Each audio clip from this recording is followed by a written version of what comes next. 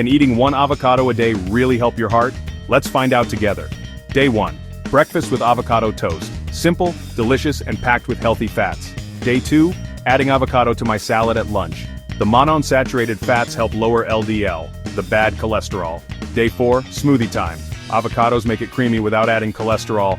Day 6. Snack break with guacamole. A heart-healthy alternative to chips and dips full of saturated fat. By the end of the week, I've had avocado every single day. And honestly, it wasn't hard. Science agrees.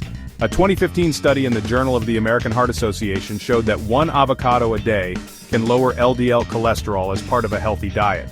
So here's my challenge to you. Try eating one avocado a day for a week.